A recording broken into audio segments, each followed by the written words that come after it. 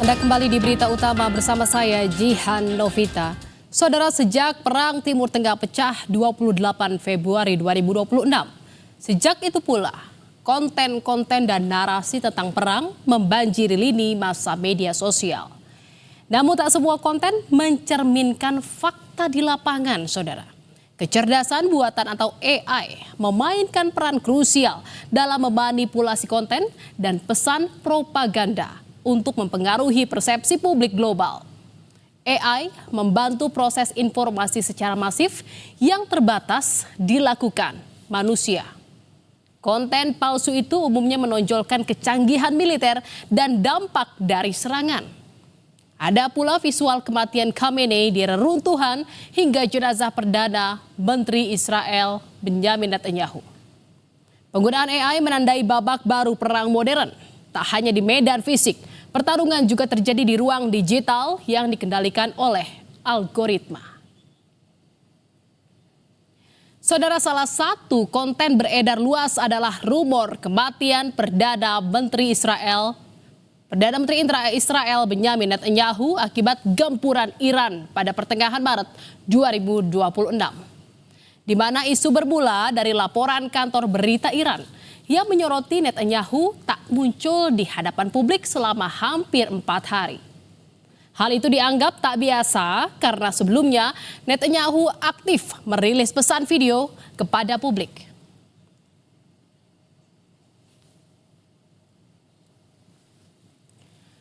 Usai beredar rumor kematian dirinya, Netanyahu menggelar konferensi pers pada 12 Maret 2026.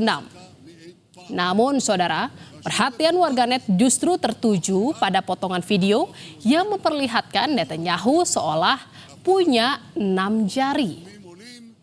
Hal ini pun memunculkan spekulasi luas soal Netanyahu benar-benar tewas dan kehadirannya adalah hasil rekayasa dari AI.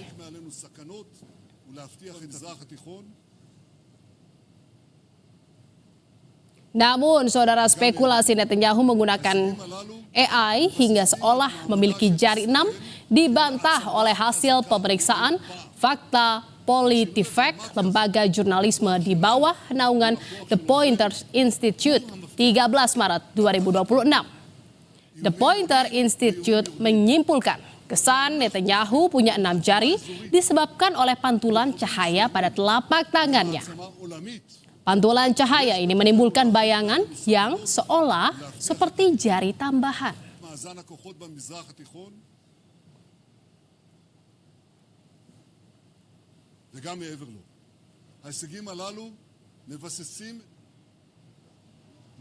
Usai diisukan menggunakan rekayasa AI, Netanyahu muncul lagi ke hadapan publik, saudara.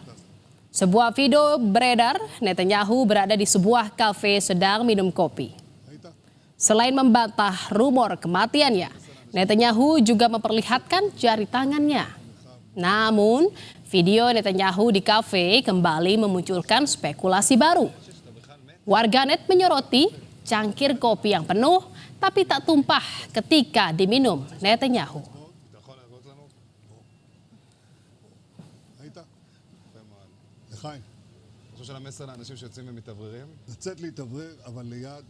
ראש הממשלה אומרים ברשת שאתה בכלל מת?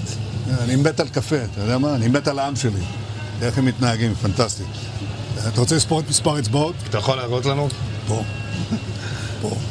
ראית? יפה מאוד. לחיים.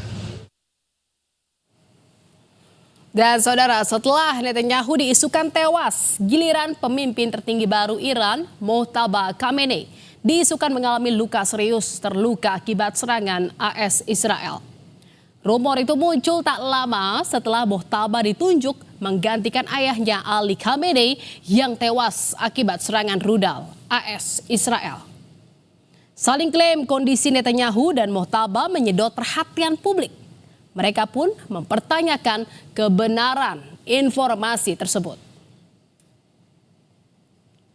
Saudara, usai rumor Mojtaba luka serius, Presiden Amerika Serikat Donald Trump menggelar sayembara bagi siapapun yang memberikan informasi soal Mojtaba akan diganjar hadiah uang 10 juta dolar Amerika Serikat atau setara 169 miliar rupiah.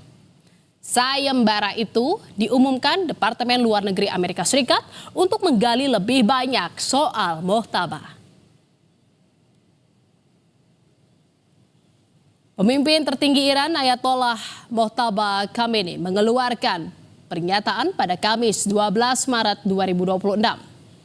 Mojtaba tidak muncul di depan kamera, hanya pembawa berita membacakan naskah pidatonya. Kami tidak akan menahan diri untuk membalas dendam atas kematian warga Iran yang menjadi korban, terutama kejahatan yang menyasar anak-anak, seperti serangan yang sengaja ditargetkan ke sekolah.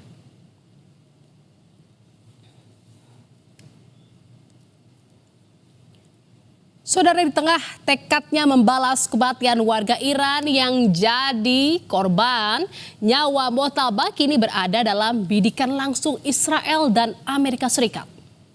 Netanyahu menyatakan tidak akan menawarkan asuransi jiwa apapun kepada setiap pengganti pemimpin tertinggi Iran. Ia juga menegaskan bersama sekutu Amerika Serikat akan terus menyerang Iran. Sejak terpilih, Mojtaba belum pernah muncul di hadapan publik. Hal ini bisa dimengerti karena ia jadi target serangan Amerika Serikat Israel.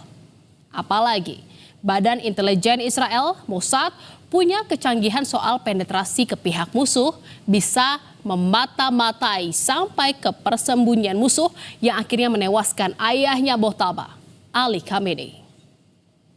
קודשים את משטר הטרור באיראן.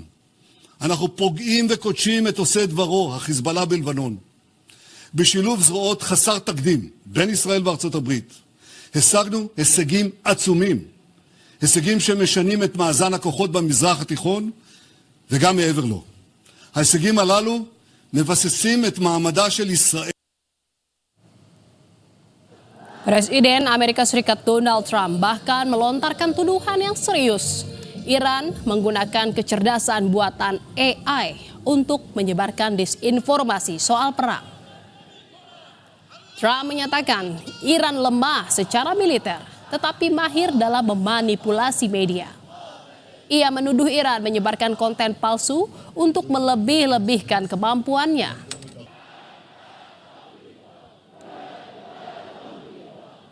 Generated. AI can be very dangerous. We have to be very careful with it. But the rally, because I was actually surprised to see, because I know how much the people hate this leadership. Saudara, di tengah derasnya arus informasi, batas antara fakta dan manipulasi pun kian tipis. Konten yang terlihat nyata belum tentu mencerminkan fakta di medan perang. Perang modern tak hanya berlangsung di medan tempur, tetapi juga ruang-ruang digital di mana persepsi akan dikendalikan. Kecerdasan buatan mempercepat segalanya, namun juga membuka celah besar bagi disinformasi. Dan disinilah peran masyarakat menjadi krusial untuk tak sekadar menerima, namun juga menyaring dan memverifikasi setiap informasi sebelum ikut menyebarkan.